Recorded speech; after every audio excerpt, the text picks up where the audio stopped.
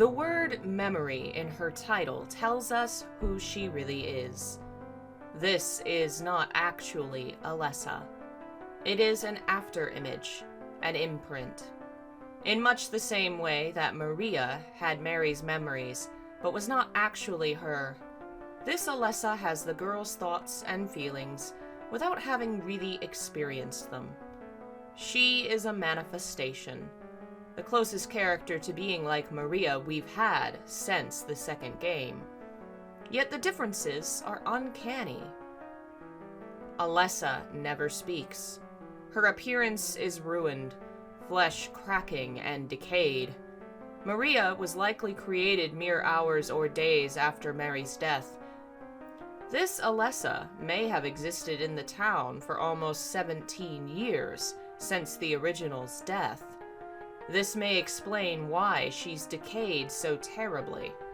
The shadow of Alessa that led Harry around town in the first game looked like a normal girl.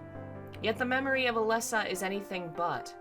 It's unlikely the injuries reflect her trauma, since the other Alessa also suffered greatly. Instead, it's likely she's been degrading from the long years of waiting for the return of her other self. Despite being called Alessa, her appearance is identical to Heather's in terms of clothing. Only the black hair and eyes are Alessa's. She is Heather's mirror image, her worst fear brought to life. The wriggling lines of blood on the memory are eerily similar to the reflection that appears in the hospital, where the bloody lines eventually cover Heather completely, making her look a great deal like her doppelganger. Heather fears the mirror, or rather fears what she may see within it, what the mirror represents.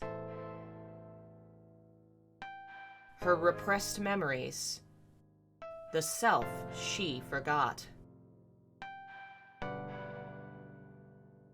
Heather is like a reincarnation of Alessa, a theme that draws from Japanese cultural traditions, which stem largely from Buddhism. The idea of a soul being reborn into multiple lives endlessly, dying and being born again and again. The concept, called samsara, is embodied visually in the wheel of reincarnation.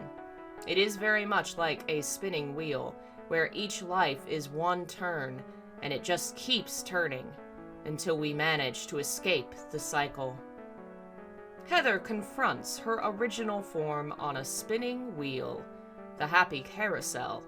It's the same place her father fought Sybil in the first game, another battle which brought to mind the concepts of life and death. Either Sybil is defeated and saved from the parasite, or she is killed. If she lives, Harry speaks to her about his daughter, while the wheel continues to spin on and on in the background, a visual reminder of the endless cycle.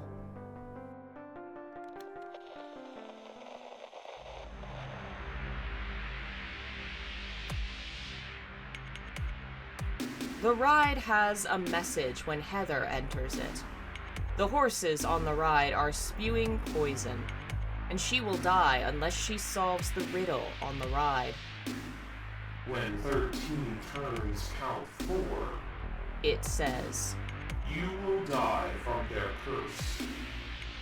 13 and 4 are both bad luck numbers in various cultures, associated with evil and death. Multiply them, and you get 52, the typical number of weeks in a year, associating the ride with the Wheel of Time once again. The rest of the note reads, if you wish to escape, there is but one way out. To kill before you are killed, you will be saved by the 12th death. The player must attack and kill the horses, which screech in a nearly realistic, uncanny fashion. Once 12 of them are killed, the battle with Alessa begins. To leave the ride, she must die as well. Yet Alessa isn't exactly killed once. She has multiple forms with various weapons which must be defeated. Her body seems to fade into smoke or mist before she reforms out of sight. The first weapon used is a knife, just as Heather first uses a knife, a weapon she eyes with trepidation in the game's first cutscene. The opening cutscene also heavily focuses upon a spinning circular ride. The teacups, a set of 3 spheres spinning in a greater sphere. Heather, Alessa, and Cheryl, caught in the cycle of reincarnation, the wheel of suffering. Heather is here to set them free from the cycle, in the sense that she is cutting ties with the god and the cult. By stopping Claudia and walking away from the path the cult devised for her, she is breaking out of the cycle of suffering Alessa has been caught in for so long. Since the first ritual attempted to summon God and failed, and the second which summoned Cheryl back, and now this third attempt, she has been trapped in some form in the cycle, running from the cult, her past, and herself. The ride is the manifestation of Alessa's suffering. It is ruined and bloody. The horses are bandaged and shaking in pain. The central pillar is a pillar of fire, within which a human body, covered head to toe, convulses. It descends endlessly into darkness, spinning over and over, while poison spews from shivering mouths. It is the embodiment of pain, of the memory of how Alessa suffered. Once the memory is defeated, a note appears on the ground of the ride. It refers to Heather in quotations, with words like I and myself, recognizing that while Heather and Alessa are the same person, they really aren't the same at all. Alessa says she feared what the unborn god would do if it entered the world, and the pain it would bring, and thus sought to end Heather's life painlessly.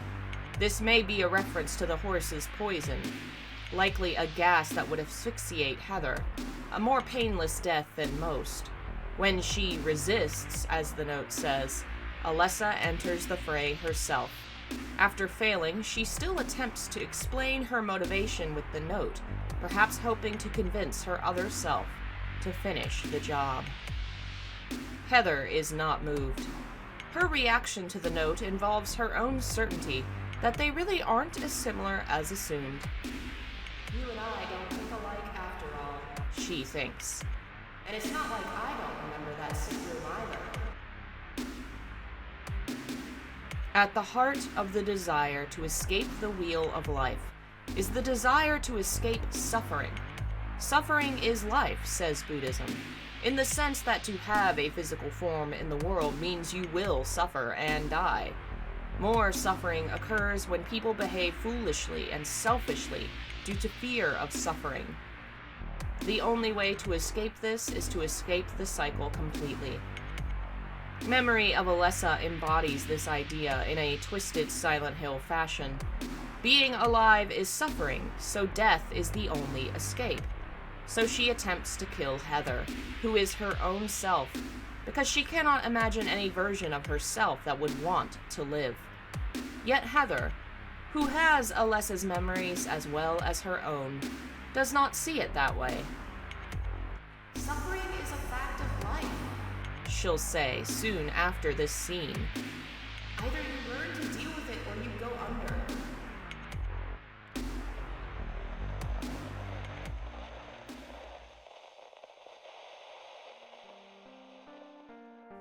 Yes, to be alive is to suffer, but there is much more to life than that. The memory of Alessa, an embodiment of Alessa's worst experiences, does not understand this. But Heather, who is Alessa, the full Alessa, not a memory or an imprint, understands it. She's lived a good life as Heather, as well as having experienced the suffering of Alessa and even the short and bittersweet life of Cheryl.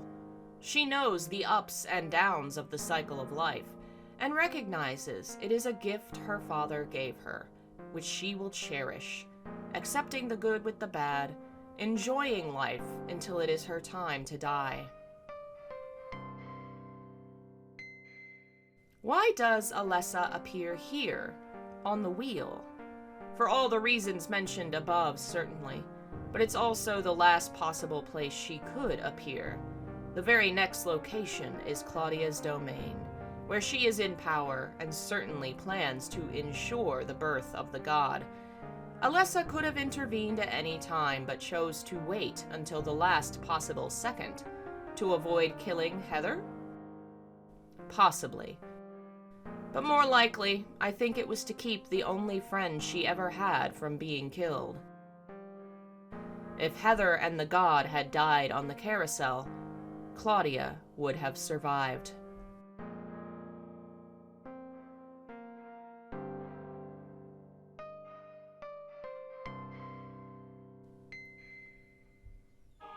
Japanese popular culture runs wild with characters who have alter egos and other personalities.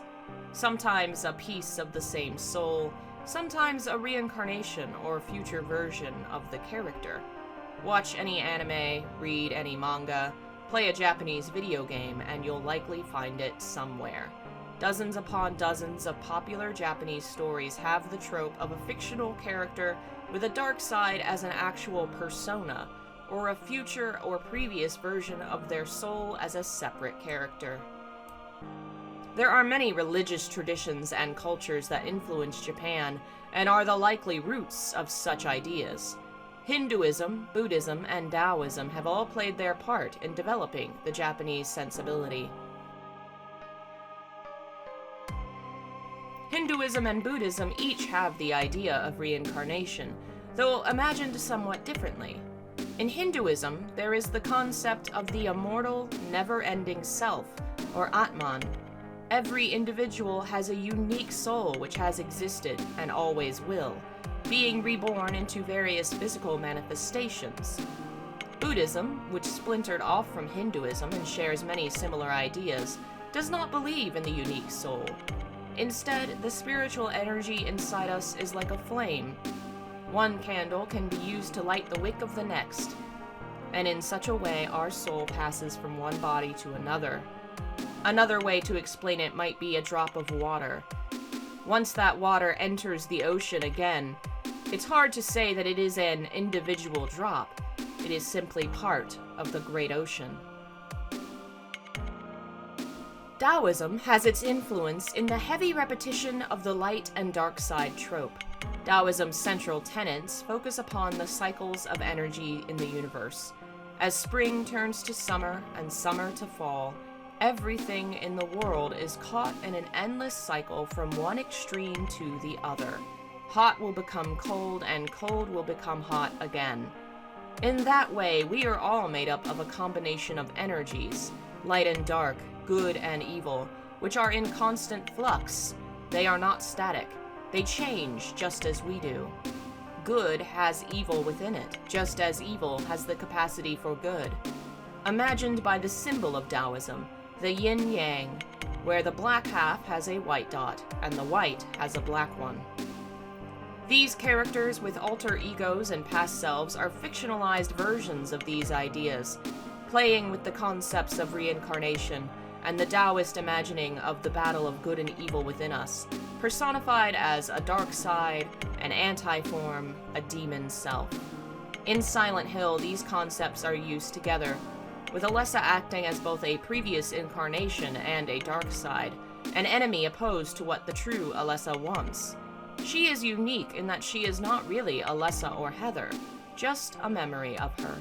But the concept is similar to those dark versions of anime characters who are often seen facing off against their better selves.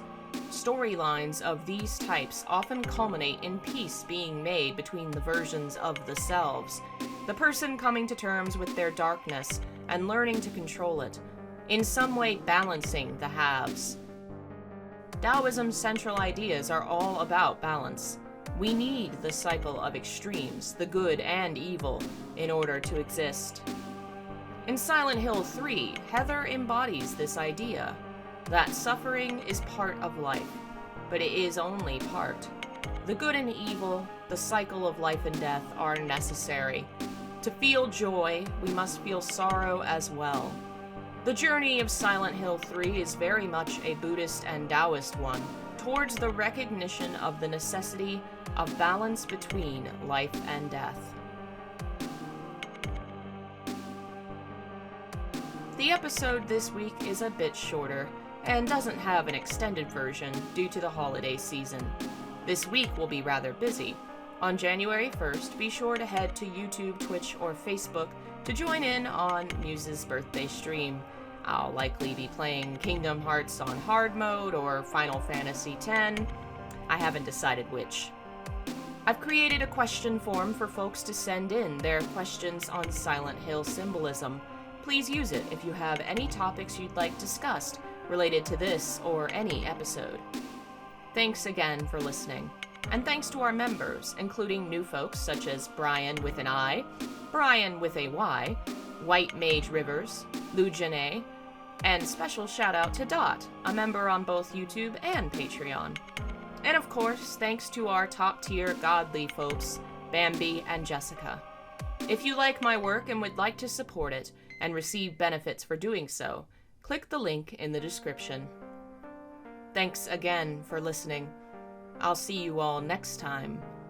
As the wheel continues to spin, the cycle running endlessly on and on, bringing suffering and joy again and again and again.